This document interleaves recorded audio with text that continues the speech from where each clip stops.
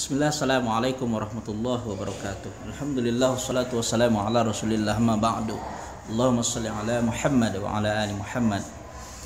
Mudah-mudahan kita senantiasa dalam lindungan Allah subhanahu wa ta'ala dan tidak ada kurang sedikit apapun jua. Kemudian marilah kita senantiasa untuk istiqamah di jalan Rasulullah sallallahu alaihi wasallam, meneladaninya dalam kehidupan kita sehari-hari. Karena kebahagiaan seorang muslim itu adalah ketika ia menjalankan agama ini dengan benar dan sebaik-baiknya. Anak-anak semuanya, teriring doa untuk antum dalam mudah-mudahan dalam keadaan sehat walafiat. Ikhlaskan niat kita kepada Allah Subhanahu wa taala, karena hanya niat yang ikhlaslah yang akan mendatangkan pahala. Bersungguh-sungguhlah dalam belajar, karena bersungguh-sungguh itulah yang akan menentukan hasil dari apa yang kita usahakan.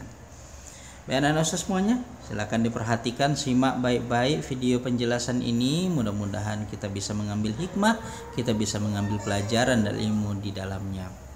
Baik, pelajaran kita tentang membiasakan sikap mulia dan menghindari sikap tercela. Ya, pelajarannya bab 3. Baik, pelajaran di bab 3 ini yang perlu kita pahami adalah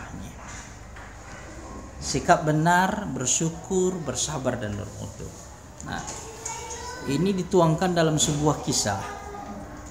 Nanti akan kita ambil sikap seperti apa, sikap benar, bersyukur, bersabar, dan bermutu. Ini adalah kisah seseorang yang sebuah keluarga. Nah, seorang istrinya menceritakan keadaan keluarganya. Dia memiliki seorang suami, jadi ada seorang bapak-bapak yang bekerja di Arab Saudi. Dia orang Arab Saudi. Lalu setelah lama bekerja itu, suatu ketika dia ditimpa musibah, yaitu kecelakaan mobil yang berakhir atau yang mengakibatkan yang mengakibatkan dirinya itu masuk rumah sakit dan dirawat karena koma atau hampir meninggal. Dari kata dokter di rumah sakit, dia mengalami kelumpuhan otak, hampir meninggal ya. Nah, dengan hal seperti itu, maka keluarganya termasuk anaknya itu yang bernama Asma, dia kangen, rindu dengan ayahnya. Kenapa ayahnya nggak pulang-pulang? Nah, dia tanya ke ibunya. Nah, setelah anaknya tadi mengetahui bahwa bapaknya masuk rumah sakit dalam keadaan koma, maka ibunya dan anaknya atau keluarganya hanya berupaya untuk membaca Al-Quran, selalu mendoakannya siang dan malam, petang dan pagi, memohon kepada Allah Subhanahu wa taala agar ayahnya tadi disembuhkan dari penyakitnya. Nah, hal itu dilakukan berulang-ulang, hal itu dilakukan berhari-hari, waktu demi waktu dijalankan. Yang putrinya pun, anaknya yang bernama Asma tadi, apa yang dilakukannya? Dia tiap hari menjenguk ayahnya ke rumah sakit. Diruqyahnya ayahnya dengan senantiasa membacakan ayat-ayat Al-Quran di sebelah ayahnya yang terbaring tidak bersadar itu. Lalu dia juga berupaya untuk bersedekah kepada orang-orang yang membutuhkan agar dia mendapatkan pertolongan dari Allah berupa kesembuhan kepada ayahnya. Nah, hal itu dilakukan berulang-ulang dalam sekian lama. Akhirnya suatu ketika ia melakukan sholat, di mana sholat tahajud di malam hari dan ibunya juga melakukan hal yang sama. Lalu dia berdoa kepada Allah dengan sekhusyuk-khusyuknya, dengan kerendahan hati, dengan setawaduk mungkin, mohon kepada Allah di malam-malam yang sunyi itu. Dia mohon dengan memanjatkan doa, memanggil nama-nama yang baik atau memanggil dengan asma Allah, Ya Hayyu ya Azim, Ya Jabbar, Ya Kabir. Dengan berbagai nama-nama Allah dia ucapkan doa.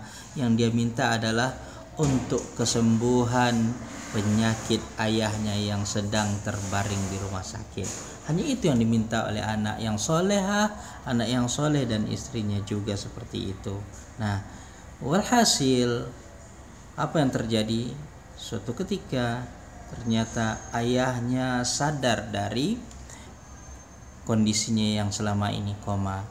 Nah, ketika ditanya kepada dokter kenapa hal ini terjadi, ternyata dari segi ilmu kedokteran pun dokternya tidak bisa menjelaskan kenapa hal itu bisa terjadi.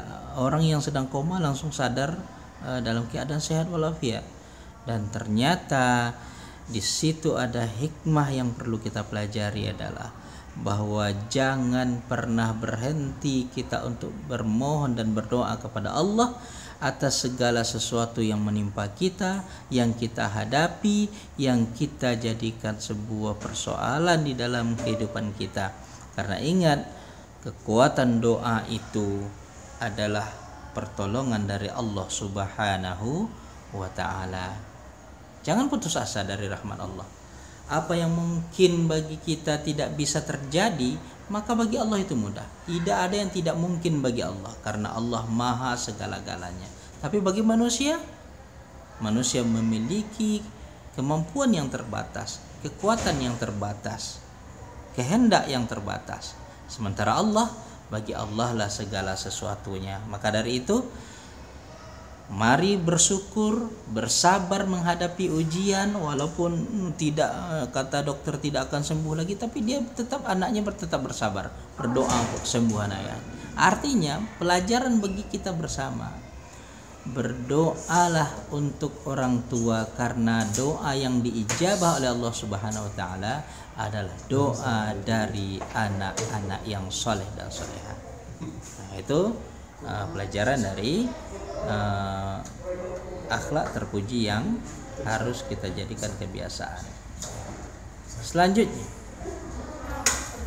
di sini ada menghindari contoh sikap dusta, kufur, menyerah, dan tidak. Kita tahu dusta mengatakan hal-hal yang tidak benar, yang tidak sesuai dengan sesuai dengan apa yang terjadi. Lalu kufur, tidak mensyukuri nikmat yang Allah berikan. Lalu menyerah, itu adalah orang-orang yang tidak percaya dengan kemampuannya. Sedikit baru diberi tentangan, dia langsung menyerah. Saya nggak sanggup lagi, Pak. Saya tidak sanggup lagi, Ustaz. Saya tidak bisa, Ustaz. Nah, itu namanya bahasa-bahasa orang yang mudah menyerah dan tidak bermutu. Artinya usahanya itu tidak berkualitas, asal-asalan. Maka itu harus kita hindari. Ini juga ada cerita tentang hal itu. Ada seseorang yang hidupnya penuh dengan keburukan, kejahatan.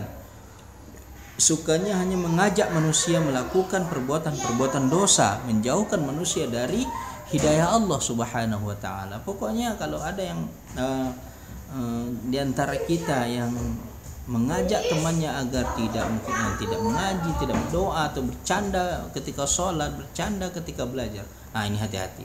Ini adalah perbuatan orang-orang durhaka, dan Allah benci dengan hal itu. Anak-anak Ustaz semuanya, nah dengan sifat-sifat yang buruk itu, dengan sifat-sifat yang tidak terpuji itu, apa yang kita mesti lakukan? Nah, yang pertama adalah ini. Kenapa seseorang itu jahat? Karena teman-temannya atau lingkungannya adalah orang-orang yang tidak baik pula. Nah, ingat, ketika kita memiliki teman yang tidak baik, maka yakinlah bahwa kita nanti akan terpengaruh menjadi yang tidak baik pula. Kalau ada teman kita yang suka bohong, maka ingat, kita sekali-sekali nanti juga akan melakukan hal yang sama, yaitu suka berbohong. Maka dari itu, bagaimana caranya? Jangan berteman dengan orang yang tidak dekat dengan Allah Subhanahu wa ta'ala. Jangan berteman dengan orang-orang yang suka berbuat perbuatan yang dilarang oleh Allah Subhanahu wa ta'ala. Jauhi mereka dan carilah teman-teman yang baru. Carilah lingkungan yang baru, carilah sahabat-sahabat yang baru yang mengingatkan kita kepada Allah Subhanahu wa ta'ala. Itu caranya. Yang kedua, mohon ampun kepada Allah, minta kepada Allah hidayah agar diberikan jalan keluar, agar diberikan kemudahan dalam setiap masalah-masalah kita. Setelah itu jangan lupa untuk membaca Al-Quran sebagai petunjuk, hudan, pedoman bagi kehidupan kita. Karena kata Rasulullah SAW, orang-orang yang berpegang teguh, orang-orang yang menjalankan sunnah Rasulullah, orang-orang yang beramal dengan sesuai dengan amalan Al-Quran, sesuai dengan yang diajarkan oleh Al-Quran, maka insya Allah kehidupannya dijamin oleh Allah, tidak akan pernah tersesat sedikit pun. Maka dari itu, pelajarilah, rajinlah baca Al-Quran, pahami dan amalkan dalam kehidupan kita sehari-hari. Mudah-mudahan di akhirat kelak Allah kumpulkan kita semuanya di dalam surganya. Amin ya rabbal alamin. Nah, penutup dari pelajaran kali ini, setiap akhlak terpuji yang kita ketahui dan bisa kita amalkan, maka amalkanlah sebaik-baiknya. Dan apapun bentuk dari perbuatan tercela, sikap buruk yang tidak terpuji itu, maka buanglah sejauh-jauhnya, agar kita menjadi hamba-hamba yang soleh dan soleha. Dan terus kita tingkatkan ibadah kita kepada Allah Subhanahu wa taala, karena dengan ibadah kita senantiasa dekat dengan hidayah Allah. Aqulu qouli hadza, assalamualaikum warahmatullahi wabarakatuh.